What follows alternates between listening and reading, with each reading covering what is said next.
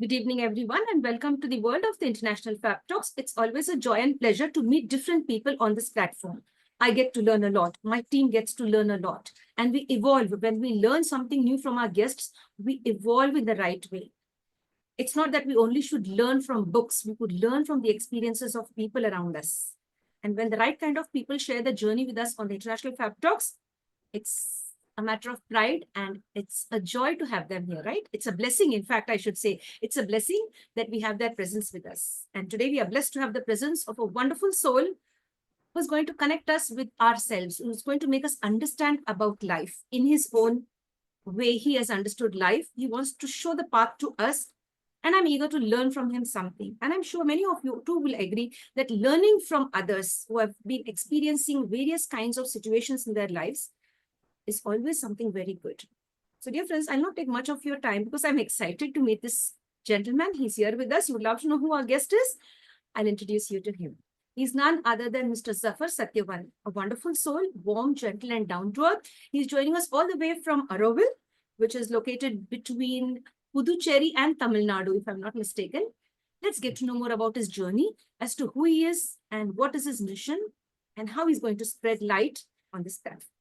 Hello, Zafar, and welcome to the session. Thank you so much for being a part of our journey. Namaste. Let me put that right. He is none other than Mr. Zafar Satyavan. I go ahead and share his profile briefly. He is the CEO of ZedAxis Web Solutions and the founder of the Creative Tree Foundation for Human Evolution. That's wonderful. We'll get to know more about him in just a few minutes, dear friends.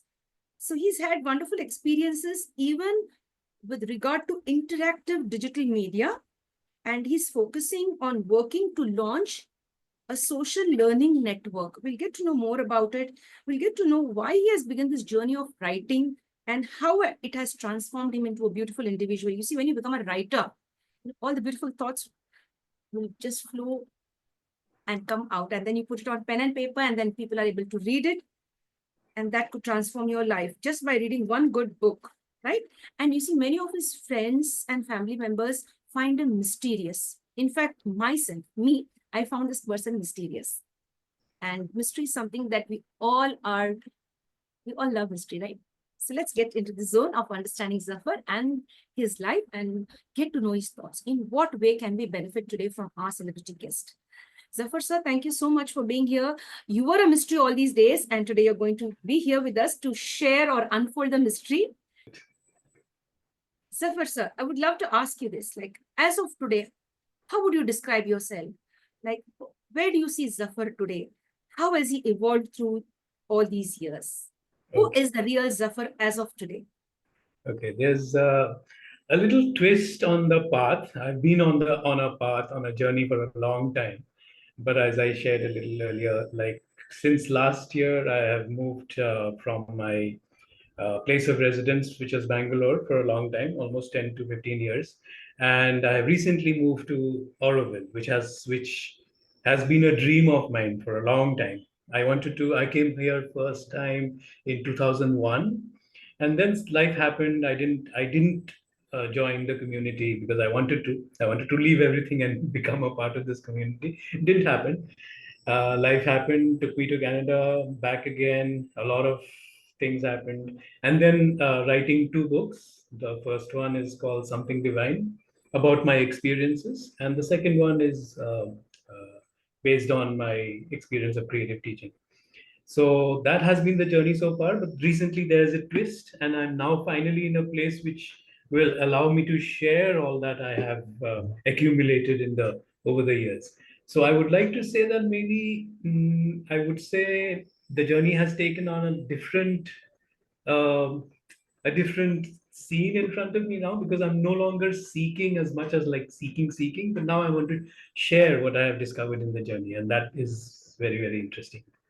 Finally, in a place where I'm getting connected to so many people. There are people from more than 100 countries over here who are living here um, for the ideal of human unity. And there's more to it. There's more to Orwell, I guess. Some people are aware, and I'll tell you more as we go on. Yes, sir. Thank you for sharing that. If I may ask you, at present you're in Auroville, right? Yeah. Are you happy where you are at present? I'm excited, more than happy. It is More like, than happy. it's like, wow. I mean, I thought I could have come here earlier. It was like that because certain things were happening in Orwell, and recently there has been a change because the way the city is developing and so on. There's a acceleration, and I think I'm in the right place in the right time, so to say. Yeah. That's really nice. Now, Zafar, before we go further into the session, we'd like to speak about your book, Something Divine. Mhm. The title itself is very beautiful. You see, listening to it itself makes you feel something very positive, something connected, right? So, if you can share something about the book that you've written or throw some light into the contents of the book. I will not reveal anything from my end. Like, I want you to share it from your end. Like, when did you start writing? Why did you start writing? And later on, what is the book all about? Okay. So I'll have to go back in time to my college years. And as usual, adolescence was a little turbulent. I used to scribble a lot. I scribble my poetry and everything in so many books. And, we used to have those copy books, those ruled lines. And that those days was pen and paper. Nothing more than pen and paper. Not, not, I mean, we didn't even have something like a laptop. It was a big dream. So I was scribbling all that, and towards the end, I lost my father in 1998, and after his passing away, one like dealing with life as a result of that, everything suddenly came on my shoulders, and I was dealing with everything, uh, sorting out life. My mother was with me, and so on. So I suddenly decided to not only introspect but try to put my story together, and then that's how it happened. And after that, the story took a life of its own. Right, there were certain things that happened, and one chapter by chapter took shape, and the result was something divine. I mean, I don't. When I write, I get the name of the book or the essay first. It's the other way around. So even this, like one fine day, it just popped up when I'll call it something divine. And in between, I describe a process. So the first chapter is called caterpillar, and the last chapter is called butterfly. Wow. And that is what is happening to the human species as of now. We are going through a big shift.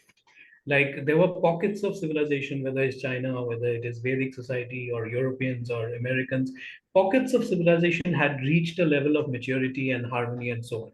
But as a planet, as one planet, this is the first time that it is happening. So globally, as one planet, we are coming together for the first time. And the internet is the result of that collective global mind, right? But now we are heading towards a shift. In terms of the spiritual experience, we are shifting from the third chakra to the fourth chakra. That is the psycho spiritual shift. But in terms of the experience, we have to learn to be at harmony with all people. We have to get over our territorial, you know, ambitions and so on, and come together in such a way that we are one species with a higher level of vibration. And this is coming more and more strongly. In fact, our systems, our education systems, political systems are struggling to match the vibration of the new generation, because the new kids are already, my daughter is already, like, she started with internet, right? So she's already in the global paradigm. Already she's been talking to Japanese and um, Americans and all that, just 7 years or 8 years old. So look at the level at which the children and things are dealing with reality, and whereas our systems are still struggling to be at that level. So that's the whole. I mean, so from a very personal point of view, which was about changes in my life, going forward to something as big as the shift in terms of a completely different. That's what the book is about. Of course, there's a personal story as well. I'll be able to relate as we go on. Thank you, Zafar, for sharing that. Thank you so much. I just ask you a very personal question. Are Sure. you happy with life? Yes.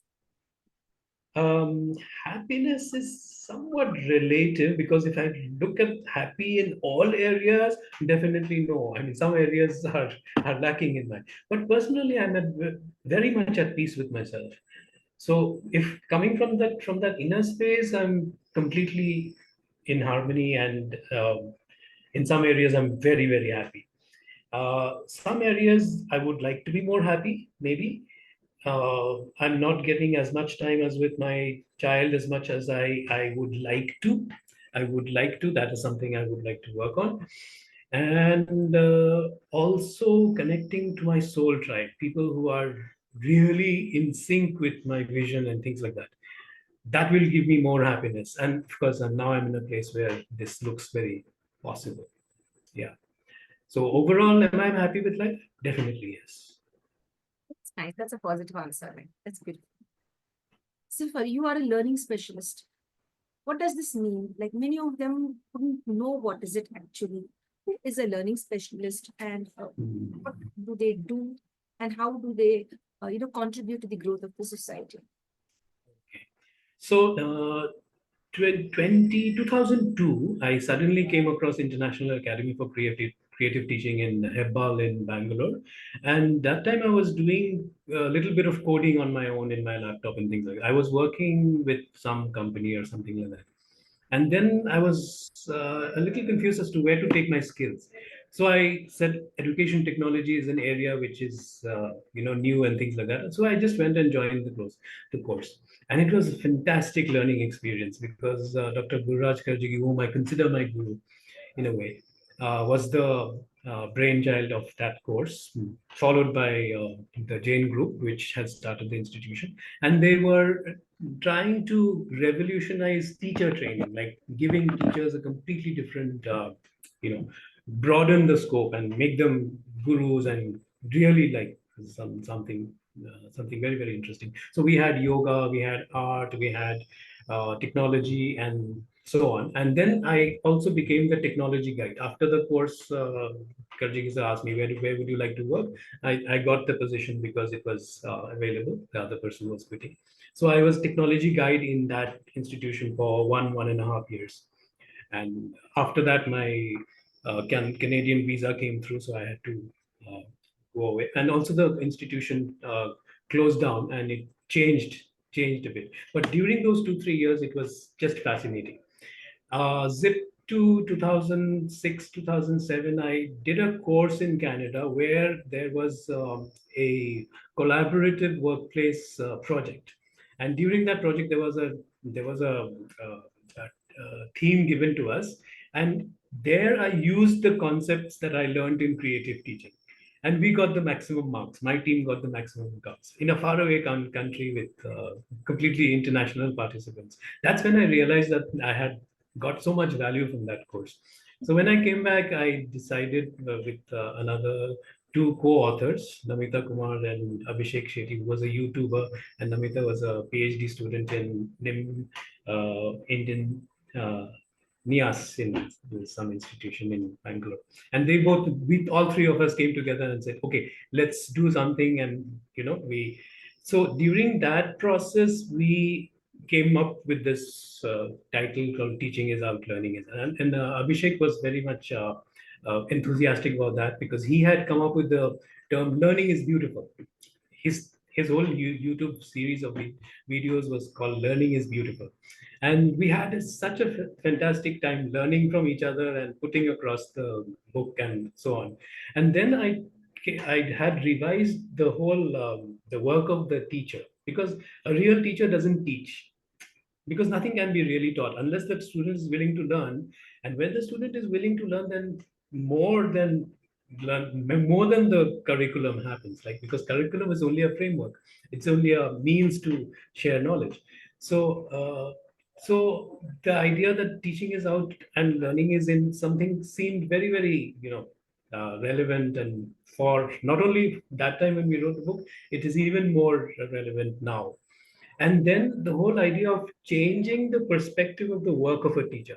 So then now there is a clear demand between what can be taught, because a lot of content is can be managed by the by technology, because one of the questions I asked in the book is, can technology replace teachers?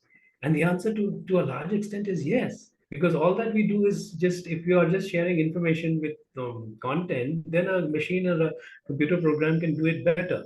So what is it that a real teacher actually does? So to emphasize that, we bring about something called learning specialist, whose work is only to keep the learner motivated and find his or her genius, right? So that's the whole role of the learning specialist, is to focus on what you are learning, why you are learning, and to make sure that you reach the goal for which you are aiming for by learning. And so the whole focus has changed from, the conventional way of looking. And besides, my own journey of learning has been very unconventional, from commerce to travel management to call centers. So I had done a whole lot of other things where I learned so much. So I had a lot of things going within me.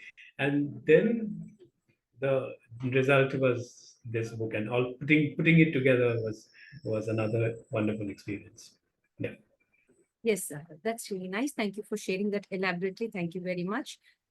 Now, Zafar, you also are the founder of the creative tree of human evolution, if I'm getting that right.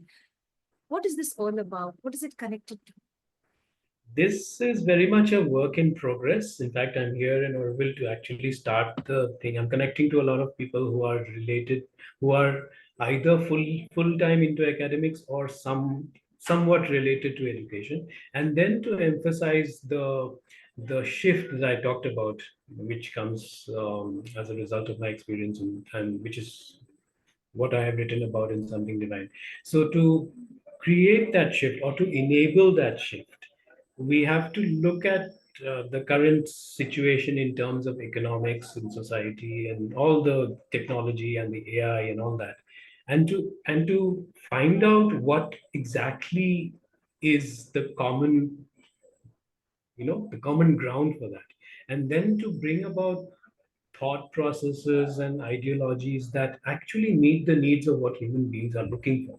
And all of us are basically looking for very basic things, which was available to us in the pre-industrial civilization. Like when we were agrarian societies before industrialization came in, industry moved us from villages and nature-based lifestyles to a completely artificial clock and calendar-based rushing towards where time becomes money, and when money and time becomes the ruling things, right? And that results in so much imbalance, because now we have almost disconnected ourselves from nature, and we think of using nature for our ends, and these ends are decided by various interests which are not necessarily better for human health or human society. So towards that end, I'm bringing together people in a society which is registered, going to be registered as a society, and then to take up the work of sharing the different processes that help us to evolve further. And there are different ways to do it, and I'm trying to connect with the right kind of people, and that's what Creative Tree is going to be all about. That's nice. Thank you so much for sharing that, Zafar. People find you mysterious. Many of the people that connected to you, your friends and family. Why do you think so? Why do they think that you are somebody mysterious? And what do you think about it? Because they think that you are mysterious. So let's unravel the mystery. Why do people feel that there's something mysterious about this person? Zafar, even I felt that at the very start when I initially got to know you, that there's something mysterious about this person. Your thought process? What is it? Okay, this is a little tough one to answer, but I'll try my best, because if I solve the mystery, that's not possible. That's really not possible. I can't say that. But what I would like to ask you is, are we not a mystery to ourselves? Right? One of the most fascinating things is that we never actually meet ourselves. Look, I'm seeing a reflection of my face in the screen or in the mirror. That's my reflection. And when we see something that we created, let's say it's a garden or a book or a company or whatever we created, again, that is our creation. It's a result of our thought process and everything. But in the totality of things, we never actually meet ourselves, right? So the a part of us is always a mystery to ourselves. To be able to come to a conclusion that I have completely understood myself, how can we come to that conclusion? And especially now you just have someone on your lap to include him as part of the process, not just one, your brothers and sisters and family and friends who share the same features. But what when that person has a tail or a set of wings, they also are a part of us.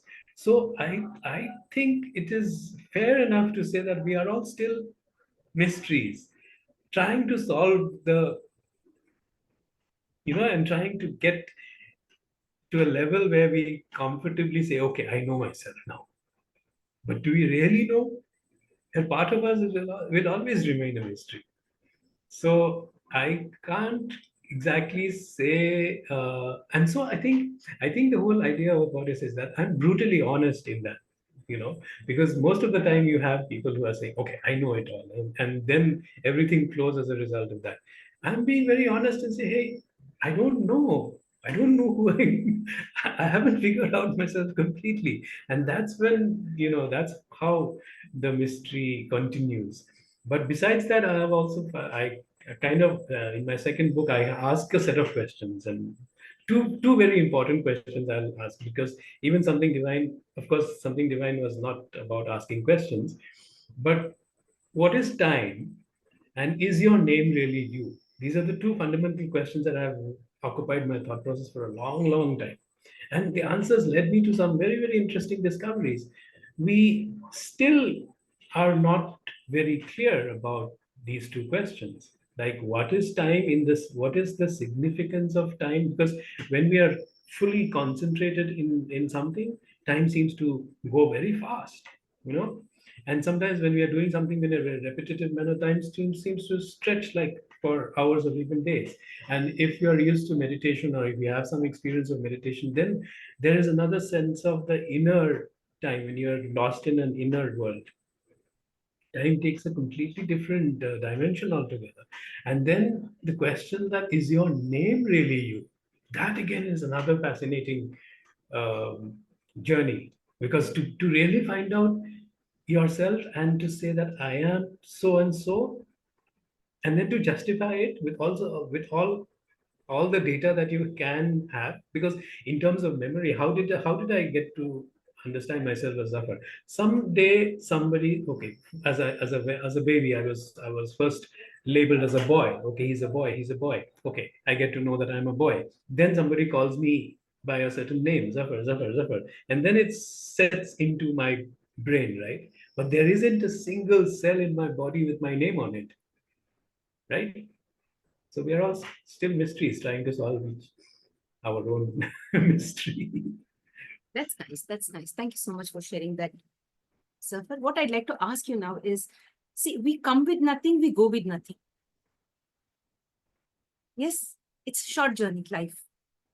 We feel that uh, this life is a gift. We just have to live it in peace and harmony. Of course, with justice being the main part, like, you have to let others live too. You can't live alone. What I'd like to ask you is, like, during this brief journey of life, there are so many people who'd like to accumulate so many things, knowing the fact that they will take none of it to their graves. How would you like to explain this? Like, it could be minimalism, or it could be understanding the importance of life. How would you describe it from your end? And we could also, add that one more point to it, like human greed has no limit. Like, in spite of having so much, they want more and more. Like, how can we decode this and make it more simple for people to understand that one fine day we take nothing with us? All we take is good memories, or leave back good memories for others and leave this world. I'll try to answer this question from two perspectives. One is the fact that actually we do take something with us, and that grows in our consciousness. So we have to have another word which leads us to another explanation. But it is not true to say that we go away, we come empty, or we go empty. No, we do come with a lot of things. and we do go with something more on another way of looking at it. We do go, but it is accumulated in a different way. It is accumulated in something that in um, Auroville terms, or the yoga that is done here, there is something called the psychic being. The psychic being is in between our body mind template and the soul. So the psychic being is like a database of all our past lives. Okay, and even to some extent where we are planning to go, I mean, in terms of evolution. So there is a kind of a database which has the memory, or at least the important parts of what we gather in our souls, and that is what we actually take back with us. But the interesting thing is that that aspect of ourselves is a work in progress. It continues. It is the never ending process, and we are becoming more and more and more and more. So every lifetime is an accumulation of something that we gather in ourselves, and not only that, we also reach certain milestones in terms of that process. And when we reach those milestones can result in the creation of something that we leave behind as a legacy, which is what the great souls do. I mean, I'm talking about Cherrapunjee and so on. They were at a much higher level. So when they came, they had a clear sense of purpose and things like that. And then things just unfold according to that plan. Now, when we go into that, there are other terminologies for that, which will take us deeper, and maybe this conversation is too short to explore that. But it is one, that it is not exactly true that we come in empty and we go empty. No, we do come with something and we build on that. And then when we take something more, when we realize that we cannot go any further with this body template, and so there is a decision that is there is an inner decision that we take, or we consciously go to the next level. And the other part is that, well, there are different aspects of the journey. So as long as your consciousness is restricted to your human self, and in terms of human society, okay, I grew up with this understanding. Some uncle was very rich, and someone else who made that impression on me that this is the goal of life. And so those impressions would result in us trying to achieve something. But at the deeper level, we are simply trying to validate ourselves. We set ourselves that, okay, if I reach $100 million, then I'll be happy, or that's my goal. And then one keeps on trying to reach that. Okay, and then that person, or that being, is still pursuing that. Nothing has tried to change him, to lead him to question otherwise. And so there is the aspect of what you call as greed. But in terms of the grand scheme of things, every living person is free to pursue whatever goal he or she seeks to do. So there goes the explanation for the different tendencies of human beings that we see in the world today. But they are all also phases, because there is only so much that you can accumulate, and before long you would get tired, and then something else would take your interest. Thank you, sir. You've explained that very well. You've given us some clarity on that. Now, many people do not understand the real meaning of spirituality. From your perspective, from your experiences, how would you explain spirituality for all of us? So to answer that question, I will have to relate a little bit about something divine, because during my college years, I used to be a member of a classical music club, and I was a chapter coordinator in Shillong. And 1992, I attended a national conference of SPICMACAY. The society, the organization itself was called SPICMACAY. I don't know if you've heard of it. Society for Promotion of Indian Classical Music and Culture, amongst you. So the classical artists, they go and perform free of cost in IITs and IIM. And I was fortunate to attend that national convention in IIM Bangalore in 1992. And that was my first experience of pranayama. Like, we did a little bit of yoga, And I learned something, and that process was very interesting and it was new to me. It was very new to me. And when I returned to Shillong, I had a series of out of body experiences, and this lasted for more than 3 or 4 years. But I did not remember those experiences. They didn't. I did While I was going through those experiences, I did not remember much. After my father passed away, and then he would be coming in my dream and so on, that's when everything started like coming back to me as to what I experienced. And some of those experiences were fascinating because they actually happened in my real life. Like there were instances of some dreams which I visualized in my inner states, and I actually experienced them in life. And so in the real scientific term, that is time travel, right? So these are things that I have been reluctant to share, especially in a public way like this. But something divine was is a document of those series of experiences that I had, and then the chapters that unfold, as I said, from caterpillar to butterfly. It is like a new sense of awareness builds up within you.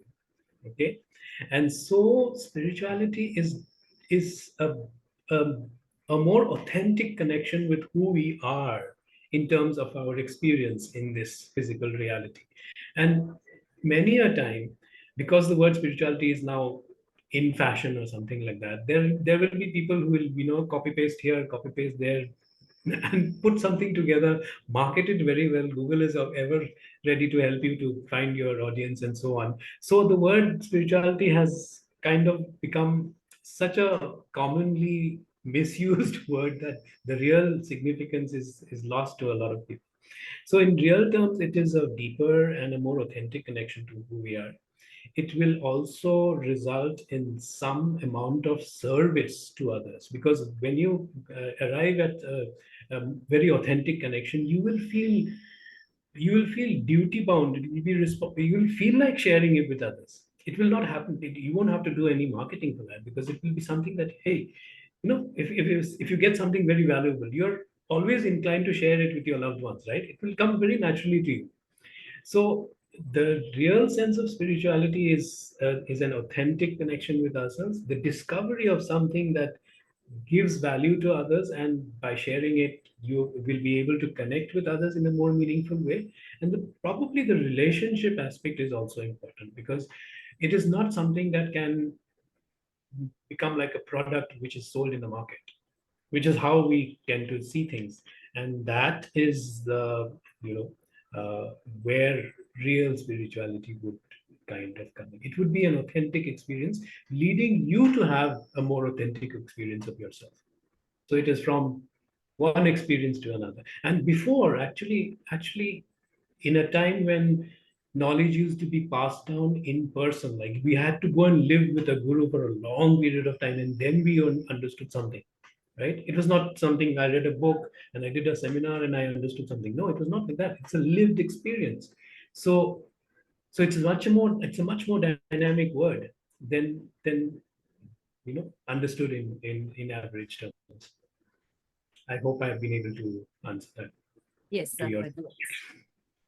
Thank you for sharing that. It makes sense what you shared. That's really nice. We could talk about parenting in today's world. What role does parenting play, and how one should be a good parent? Hmm. I have I was fortunate in having a wonderful father who taught me values in such a wonderful, but not by teaching me, but by living them.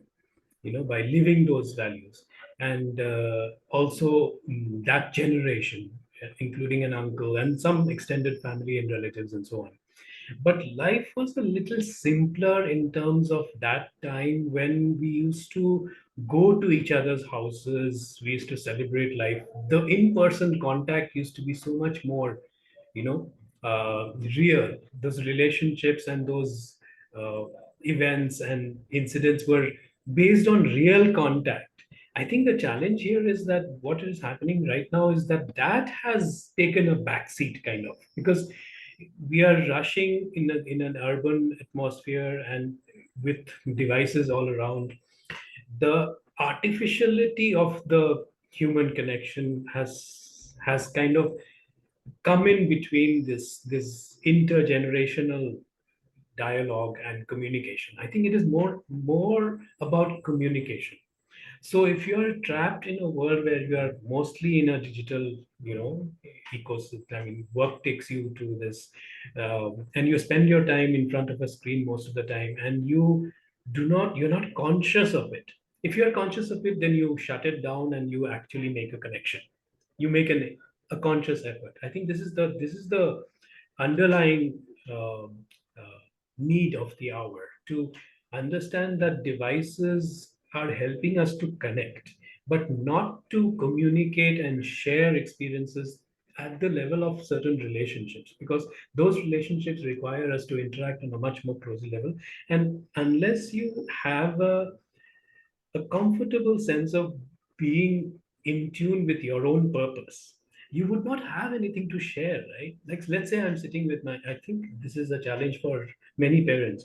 You are chasing a job and financial security, and as you know, you have not questioned your lifestyle and the choices that you have made. Maybe those choices were made for you because of various reasons and so on. So that has not led you to understand your own purpose and so on. When you are disconnected with your own more authentic self, then how would you communicate with the children itself? So they will be in a being more, in a simpler state of mind, and in a more honest way. They will say, I know better, because I seem to at least be struggling with this question, and I'm still at it. Whereas you, I can see that you don't spend enough time with me. You have got so many problems, and basically it will always be the problem of time, not getting to spend enough quality time, and in a setting which is non-judgmental and simply more authentic. I think that is what we seem to be losing. Of course, there is an increasing realization that this cannot serve our purposes and so on. So the three generation, the grandparents generation to the parents generation to the children, it's rare to see all these three be in one place, where it used to be the norm before. And I think this will lead us to explore different ways to connect better. But I see another interesting way of looking at it is, if we flip the coin and expect, or rather put ourselves in the place of learning from children, then it's fascinating. Because when I had my child, my daughter was born in 2013, and I was supposed to go back to Canada and so on. It didn't happen for other reasons. I ended up babysitting her while my wife went to her job, and I enjoyed it so much. For 3 or 4 years, I spent so much time with her and bonded with her. But that experience left me with a a lifetime experience, where, and she's so connected with me, although we don't spend time. Last time when I met her after 6 months, and she said, Papa, why? It seems we just it doesn't seem that we are meeting after 6 months, no? And she was the one who was telling me that, like, you know. So in that way, I have, and I've had experiences with her school also, in the sense that one day her teacher pulled me up for something that she did in class and all that. And I just told very straight to the teachers, very directly. I said, look, my job as a parent is to love my child unconditionally. I'm not bothered about her behavior in class. That's your problem. Sorry. So to draw the line like that and justify my being here, and she was like, she was looking at me talking to a teacher and says, today I'm going to get scolded at home. And she was literally staring at me and said, Papa. She was taken aback. But then that's the comfort level that I've established with my daughter. And I think that is how we should look at it. We shouldn't, no, I think the earlier thing, that just because I'm senior to you in terms of this body template, no, if you flip the coin and start learning from children, they live in a different world. And I can tell you more stories about that, but that has been my experience. Yeah. That's great. That's wonderful. That's really nice to share that you even shared your personal experience as well. That's wonderful. Now, what I'd like to ask you is like, if at all we give you a chance to relive somebody's life, whose life you'd love to relive? Relive somebody else's life? Yes, go back in time and relive somebody's life. How about going in the future time and then Wow, that would be really select great. to select another aspect of me which has yet to come? That would be more fascinating. I would be more interested in the future than in the past. Because the past is already done, right? So even if I go back in time and live somebody else's or whatever in whatever configuration, it's a done deal. I already know most of the things. And if you talk about things like Akashic records, it is actually possible. Now, let me just give you an insight as to what actually happens when the spiritual thing opens up. You see, your sense of perception expands. We get access to parts of our being which is normally not accessible. Okay, so you can go into a different plane of thought, a different plane of existence, and actually live somebody's experience. It's possible. There is something called Akashic records, and you can pick and select, and you can have an experience. It's not a very big deal even, but to look at with oneself within, and then to extend that thing. Okay, what would I choose in the future? Because that is me. Like, okay, if I can go and have an experience and come back and be this, then it's not such a big deal. But to actually live the experience, I mean, to go into something which is you, you have to leave this and go into that. And once you go, you cannot come back. That's a much bigger, and that is reality, by the way. So I find reality so much more fascinating than having a fantastical or an imaginary idea of doing this or that. And I think, again, going back to the earlier thing, that is real spirituality, where it is much more fascinating than otherwise understood. Yes, but thank you so much. Your answer was quite different from the other guests. Thank you so much. I really appreciate what you've shared. Do you believe in God? Yes, no. Short answer, yes. Uh, a detailed answer is that there is nothing but the divine. Really, if you go back in time and go back into the original thing, everything is that. See, our it is a fallacy of our perception and the way we like at the level of consciousness. Like, okay, it's me here in Oroville as one person, and you are there as another person in another place, and everything is divided. This is there, that. In the real significance, everything is one. Everything is that. There is nothing but that. So, how can we even ask the question? Because even if I answer the question and say, no, I don't believe in God. Yeah, even that is okay. Even that is part of God. So it's a tricky question to answer because it's both yes and no. Because even if you say no, it doesn't make any ultimate. It doesn't make a difference to the divine. Oh yes, yes. I like to say this. The divine actually doesn't care. You see, that's one of the most common misperceptions of, oh, if I go to God and God will be so kind and He will give me what I want and all. No way, because that is lost in its own ecstasy, and it doesn't give a damn. And this is so difficult for us to understand. You see, if you really were to meet something more divine, that is in a different plane of consciousness and being, and it is part of you. That's why you would get access to it. But the most startling thing that actually you would realize is that it doesn't really care, because it is totally in its own. It's in a much more higher vibration, right? So you are a part of it. You will get to understand that I have a connection with this higher thing, and it is part of me, and I'm a part of it. So there is a very beautiful bond there. But at the end of the day, it doesn't really care. And that is the most difficult aspect of people to understand God. And that's why they say, okay, maybe there is no God because he or she doesn't seem to care. No, it's not like that. Yes, yes. That's really nice. Thank you for sharing all of that. Now, if I may ask you about Shillong. What is the best thing that you love about Shillong? The people. I miss one aspect of my upbringing because during those days we used to have the locals and the non-locals, the Hindi-speaking people and the non-Hindi. So there was a lot of divide, and we didn't have so much, communication as we do have today. Like we talk, we connect a lot more digitally and so on. At that time, things were a little, okay. They were neighbors and they used to have their own lifestyles, and society over there is largely Christian.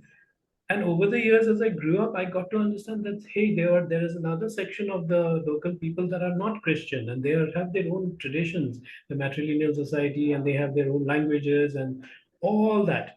So as I discovered those things away from, going to faraway Canada and browsing on the internet and getting to know that place which I lived half of my life. So I missed that aspect of life over there that I would have connected to the local people much more, and and even had a family with them maybe. Some of those stories that did not happen the way one wanted, because there was some amount of tension between the local population and the non-local people, and there were uh, instances of violence and so on also, because the tribal population in the northeast is now it is different. Now they are a lot more integrated, and they are singing, they are playing football and other things, so they are shining and becoming a part of our collective country's identity, right? So that time it was a little thing, and I missed that aspect, and that was the most thing that I. So when I go back to Shillong, I love bumping into some of my old friends and going up to them and sharing a cup of tea and things like that. Yeah, absolutely. But it's a marvelous place, but it's not like that anymore. The city has grown. There is more commercial influence. That lifestyle is, I miss that in those days. Yes. Thank you, Zafar. Thank you so much. What is the message from Zafar to all those middle-aged people who are Hmm. suffering in one way or the other, like unable to do justice to themselves? They have done justice to others, to their family members, friends, to their workspace, etc. But they've not been able to do justice to their own selves. So, what is the message from Zafar to all of these people? Well, first of all, given my experience and my understanding, because that is going to color my answer definitely, because I cannot avoid bringing in that sense of understanding that part of my being. But this is true that we as a generation, like we are now coming into our middle age and we have reached that level of maturity, and we are a very interesting generation because we have seen radio, we have seen television, we have seen the early internet, and now we are heading towards AI and all that. So we have seen a broad spectrum of how information is playing a role in terms of how we interact and so on. And therefore, we are in a position to understand the value of relationships. I think one of the things that I notice in my middle-aged fellows and ladies and so on, they share everything on WhatsApp. Right? I mean, there is an oversharing, and without any sense of understanding where the data is going. Now we are not bothered. Like, I have to share first, and if any, whether it's a joke or a video or a book or something, and most of these links are lying around here and there. Nobody has the time to go through so much, but the necessity to share, and I see that as being one of the important aspects of our generation's uh, contribution to this intergenerational communication, I guess. And that is important in the sense that relationships mattered so much to us, right? Whereas relationships today is increasingly dispensable. It's more about finding something or getting something and so on. So the focus has shifted from relationships to objects, and trying to get more likes in social media or whatever the other form takes. But our generation's responsibility, before we get into the question of relationship to oneself, we are so much more connected to our loved ones. And I think that we have to cultivate this and become more conscious of it rather than try to sort out that, because it is not a sort. There will always be someone who will, trigger you and will never come to terms with you. But that is the beauty of it. No, because because that person is reflecting that part of us which I am not in touch with. So if I'm not in touch with that a part of myself, then it is bound to be reflected by someone who's going to trigger me. Okay, and the same thing, the opposite is also true. If I don't know how good I am in certain areas, there will be someone much more in terms of that particular experience who will come and reflect that aspect of me to me. So the whole question is not about fixing oneself or fixing others, as much as much as to live that experience and to see that all these things will always belong together. There will never be a time where we will not get triggered or we will not get problems or will not get things. That is not that's a fantasy. But as we go on more and more, as we integrate more and more, there will be a time where these disharmony and lack of balance will happen less and less and less because you're more and more integrated. That is the only solution. So the more you you connect and share, the more you're likely to be triggered also. But in the process of trigger, if you welcome that experience and learn from it, then it happens less and less and less. At least that has been my experience. That's beautiful. That's really beautiful. Thank you for sharing that with us. Now, Zafar, we talk about food. Are you a foodie? I have to be because I used to be much more interested in the taste of food, and now I'm interested in nutrition and just getting enough to keep myself healthy and so on. So I don't binge on food as much as I used to. I'm becoming more and more conscious. I would like to become fruitarian once. I mean, see how, because during the COVID times, I experimented with a lot of diet and other practice and got to understand a lot about my own body as such. So earlier, I used to, because I was in a non-vegetarian family.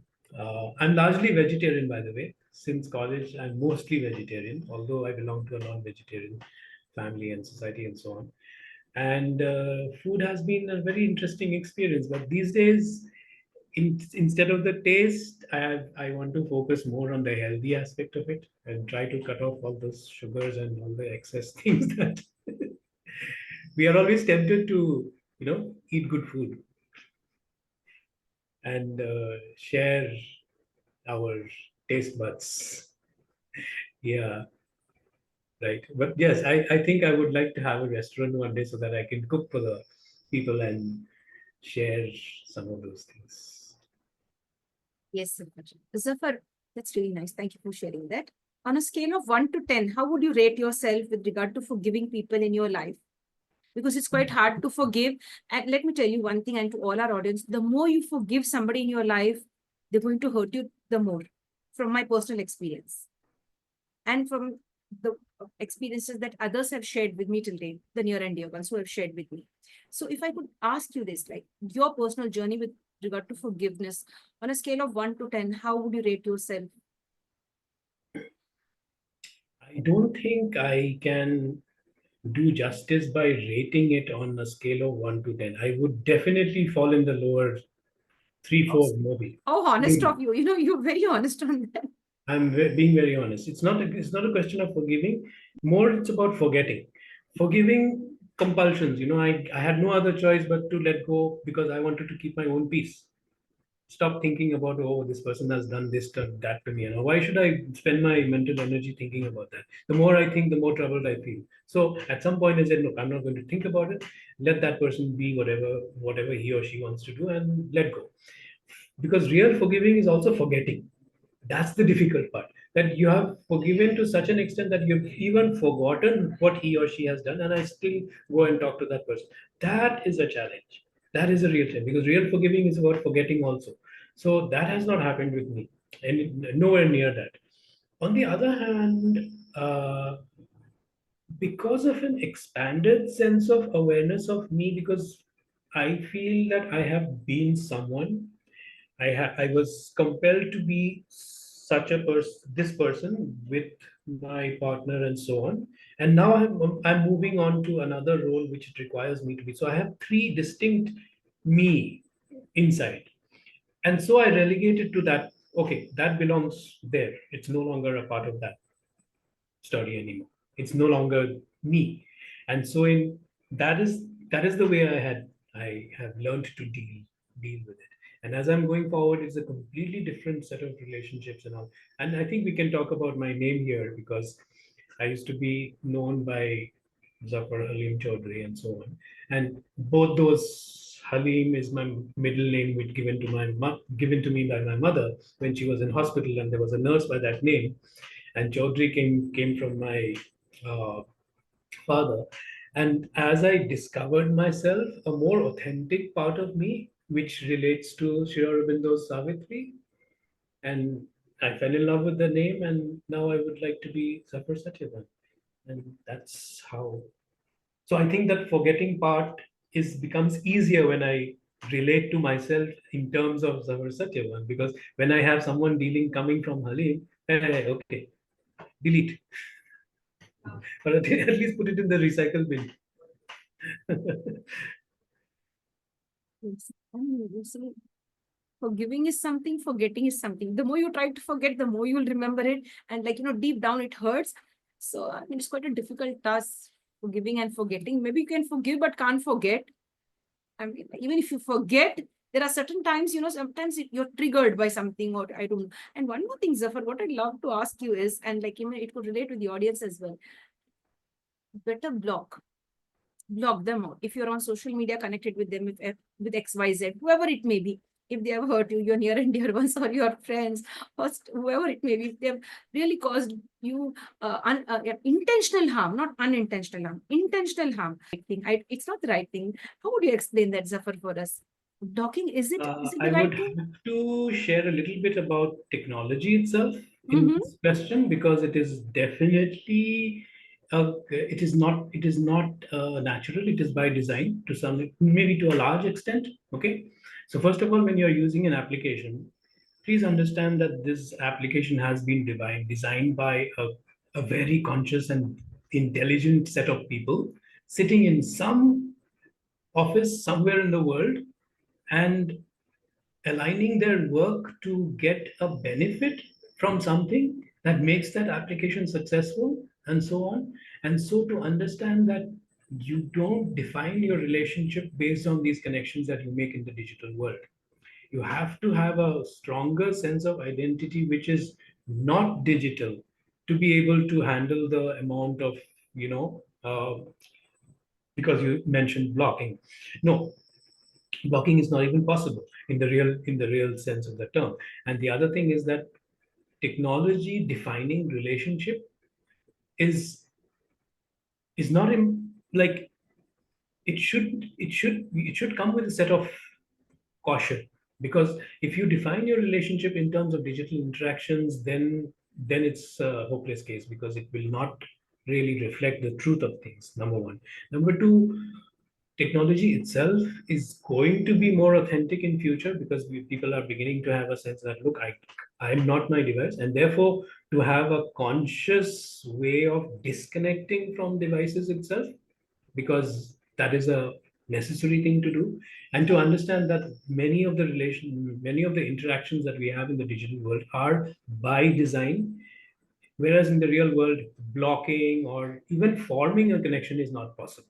First of all, it is not even possible, because you have to have sit down with a real person and interact on a real basis for a significant amount of time to be able to say that, okay, I have a connection there, and then to define those connection in terms of what you are trying to achieve with that particular person or relationship, and then not to allow, you know, digital means to define relationship. Our relationships are based on something far more different, based on our authentic understanding of ourselves, a clear sense of purpose, and, you know, being able to relate to others from more and more, not so much from the thinking but from the feeling perspective, and therefore to incorporate I would like to use the word divine feminine and so on, but that's another discussion. That's really nice. Thank you for sharing that. Thank you. Now, I've been reading this online, living off a suitcase. Would you like to share something about this? I remember a very beautiful movie. I forget the name. Uh, it is about a boy. He's a brilliant a graduate in something, and then he leaves his job. He pays off his debt, leaves a note to his sister, and disappears. He takes a journey from California to up into the Alaskan mountains and all that. And through the whole movie is about that, his journey of that. And then as he meets people and they try to become his friends, and he becomes uh, it's a very beautiful movie that results in later in the end, like he goes into the forest and he eats something, wild berries or something like that, and he actually dies, and the movie is a tribute to his memory. um, Sorry, I got lost in the story so much I forgot your question once again. Can you repeat the question? What did you ask me just before you shared this? I mean, like, I asked you, living off a suitcase. Living off a suitcase, yes. So he was living off a suitcase in the sense that he had discarded all his possessions and he was letting go of even the last few things that he had. And I literally have done something like this. Like right now, I'm living off like barely two suitcases, a couple of bags, and my mother with me, and so on. And she also has been letting go, letting go, letting go. So I and so on. But it is the result of having something from within, so much so that I don't have the need to, have anything more than two suitcases as such. But if we can simplify our lives to that much, it's easier to deal with things. My mind is occupied by other things other than what I possess, because what I possess is a small part of it. It is more about the sense of awareness that we actually gain as a result of having less. But it has to be a conscious decision. I can't force it on someone and say, hey, you discard everything and go off on a trip and then you'll find all the answers. I don't think so that's going to happen. Yeah. That's really nice. Thank you for sharing that, Zafar. I have two more questions for you before we sum up. I would love you to share your thoughts on to die with dignity with regard to euthanasia. Like, I want you to share something from your end. At one point of time, this body may be disabled, like we will not be uh, able to move. We become, many of us who will be in a vegetative state, will be conscious of what's going on, but we are unable to move. We will not be mobile, or we may be suffering from some terminal, incurable disease, like, and we would love to die in dignity. We would love to suffer and linger in death. Recently in Karnataka, I guess one lady won a case, and won the right to die with dignity. Like, let's talk about euthanasia. So, what have you to share? If it's something very personal to you, how would you take this forward? For me, it's a big yes. I would like to just write one big letter now and keep it. If at all anything happens to me, if I'm like becoming immobile or something, if I'm not okay and I'm becoming a burden on my family members or loved ones, I would love to, end my life in a dignified way. I would like to go in for euthanasia. How would you like to share it from your end? That question has affected me quite personally, I must say, because towards the end of in my first book, Something Divine, I had a conversation with my father when he was terminally ill, and the doctor had declared, no, he's almost like he has only 2 more weeks to live. And I did everything, and I told him that I don't believe that you are about to think. You haven't seen me successful and established in life, so that is something that is left still, still to happen, and so on. So I'm not letting go. And at that time, I was also reading a book on Mother's Agenda in the Aurobindo thing. And then from that book, I recited to him, saying that death is not a reality. Death itself is not real, because we go someplace, we are here, we'll go somewhere, that is inevitable. but somehow this whole thing is not the end. Okay, it's not the end. There's something more to it. So of course I lost him after 2 weeks. Within 2 weeks he was gone, and during that time when I was reading this book here, I had told him something in that on those lines. Now, towards the end of the book, I leave the readers to read it and find it out for themselves. But I got a clear answer from the other side, from my father's soul, and that's my story. So I have proof that somebody came back. Okay, it happened in dreams. It's happened in a certain way. Towards the end of the book, I shared the exact incident that made me understand that he came back to tell me something, and a similar thing happened with my uncle as well. So I had another conversation with my uncle where he came back and told me something incredible.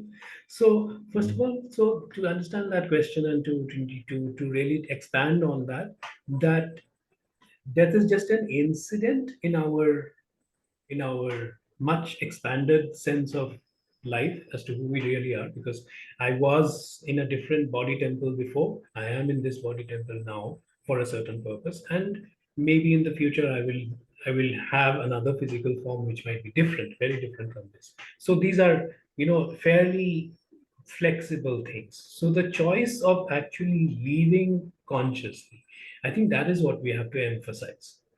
Living consciously is the more important thing, rather than imposing something that okay, euthanasia is okay or something else is available and so on, because they are implying that you can have a certain option.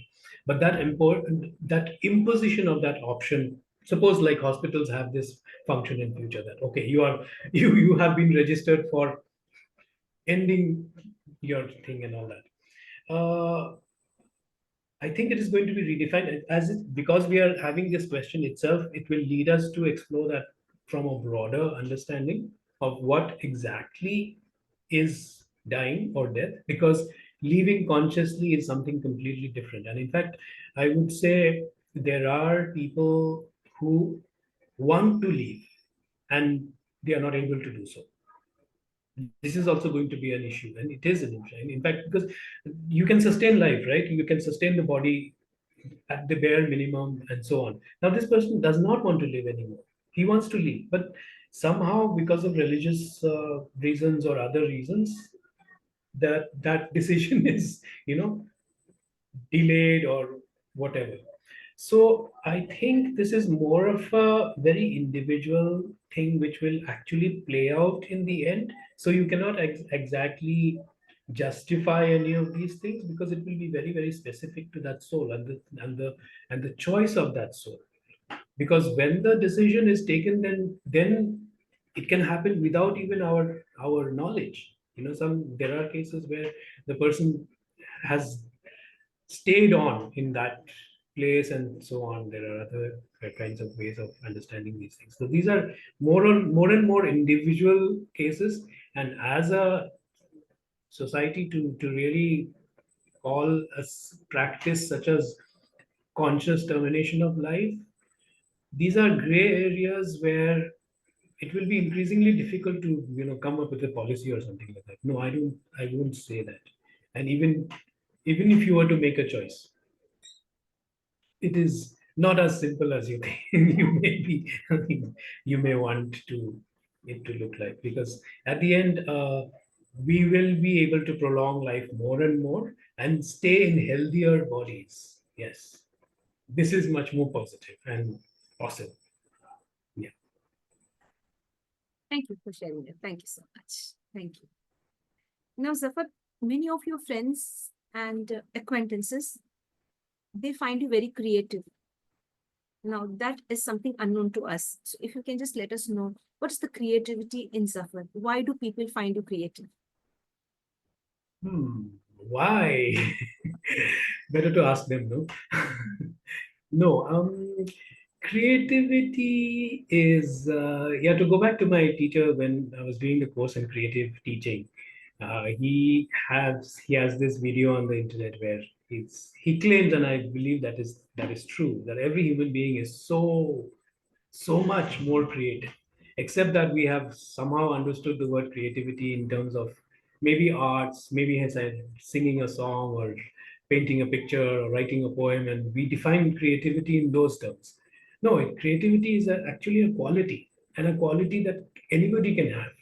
You can be very, very creative while doing the most ordinary things. When you do them with a lot of conscious effort, and I'll quote a haiku poem where, before enlightenment, chop wood and carry water. Okay. After enlightenment, chop wood and carry water. So on the face of it, it looks nothing has changed. But if you go to the deeper significance, after enlightenment, you would be noticing the most minute details of chopping wood and carrying water. You would notice the sharpness of the axe. You would notice the softness of the wood. You would notice the forest. You would notice the trees. You would notice the flower. You would notice the water, and you would see the magnificence of creation. And so that is how I define creativity. That you can be much more creative than just because creativity is understood in a very narrow way. And so sometimes it is a very ordinary conversation, and I will just pose a question or I'll say something, and then the person is like, "You're very creative." That I think is the answer. Yes, Zafar. Thank you for sharing that. Now we'd love to hear from Zafar as the CEO of ZedAxis Web Solutions. What is this all about? Would you like to share that with us? Okay, so this is I'm working on an application called Mind Matters, which is takes on the biometrics of human brain. You can make a connection between biometrics and the brain, and then have a profile of what the brain was in the early stages of the thing. This is a well-known technology called DMIT. So I'm trying to incorporate that into a social network, and in the process, I call it the Z-axis. So the Z-axis refers to caterpillars turning into butterflies, because the caterpillars don't use Z-axis. You'll use the Z-axis only when you fly, when you have wings, right? But the irony is that there are many butterflies with wings who are still clinging to the trees and they don't fly. So I would like to do something about that. So that is what the Z-axis, the name itself, is all about. But I am trying to bring an application into the market, and also to work on the designation called learning specialist. So there'll be some online courses. It's been there for some time. I've been doing it very in a not so organized fashion. So now it is time to take it to the next level. And yeah, I hope this will give some visibility to all these ideas and take shape and bring about more creativity and better understanding of ourselves. Yes, sir. Thank you for sharing that. And we wish you a lot of success in your project or the endeavors that you are into. We are with you, and we'd love the Thank support you very of much. the community as well to join us on this beautiful journey to make life special for ourselves and for others. Zafar, one last question. Huh? If I may take a few more minutes from you, Sure, 2 or sure. 3 minutes. Yeah. Has anybody ever told you that Zafar has a cute smile? No, That you have a nice smile? first time. I was actually a bit conscious because I had something called a mesiodental. There is a small tooth that happens in between. Some of us have that thing. And so I used to be very conscious while smiling. So one day it happened that there's a lot of dental things that have happened in my teeth and so on. I decided that I'll keep the tooth. So what? So what if I have that? And still so it was difficult for me to smile in spite of that, because I used to get not bullied, but at least, question, hey, you have blah, blah, teeth and all that. So I used to be very conscious, and that's why I used to be very conscious before smiling. But now I think I'll get over it and smile Now, more. the truth is, like when I see you smiling, I find some type of an angelic expression in your smile. You are being the angel in recognizing the angelic smile of. Oh, sorry. I mean, let me put it right. Give me a moment. Like, you see, in spite of all the ups and downs, in spite of all the things that go in our lives, uh, the unpleasant things, the not so good things. In spite of all of this, all of these things, instead of having a frown on your face, what I could see is there's a gentle smile covering your face. And that's really lovely. And I would love that to be there forever and spread it with others as well. You see, yeah, the way you look at you, you feel a calming effect. When somebody sees you smile, there's a calming effect on the opposite person, whoever it may be. That's my personal view of when I have connected with you, and when you speak, also there's that calmness on your face, there's that the gentle smile on your face, like I'm okay with life, and life takes me forward. Thank you. That's really nice. Lots of love and respect to you and your loved ones. Looking forward to many more interactions with you. Before I sum up, is there anything else, Zafar, you would love to share with us that I might have not, entered into that zone, or I might have not focused on that particular topic? If you would love to share it from your end, you're most welcome to share that, and we'll sum up. I think I'll take this opportunity to share it with your viewers in India more than anything else, and especially Bharat, because I like to call this country by its true name, which is Bharat, more than anything else. We have so much going on for us, and especially now in this time, as we are going to become 80 years and 90 years and 100 years. So even my technological solution, which is based on something called blockchain, it starts from 15th August 2020 and runs all the way till 15th August 2047. And so my message to all of you who are watching this in India and Bharat is that we have a tremendous amount of, I won't say work, because it is going to be, it's coming anyways when we work in terms of things, but more as a leader in the world that is coming, and where we will have to define where human beings are going to be in the next century. That is the challenge for us. And we are bound to face the different challenges to make our choices, because our choices is going to impact this future of human civilization itself. Now there is no denying it that we have learned all the lessons, we are in the world stage, and now I think I see a slight shift, because I came back from Canada. I When I was there, I had this option of becoming a Canadian citizen and so on. I couldn't see myself as being, saying something else other than "Sare jahan se acha hai Hindustan hamara."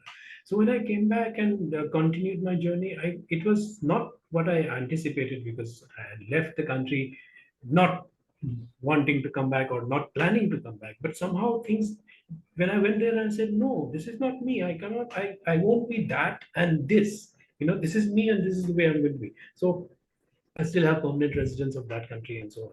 But those are other economic and political things which will change and keep changing as we go.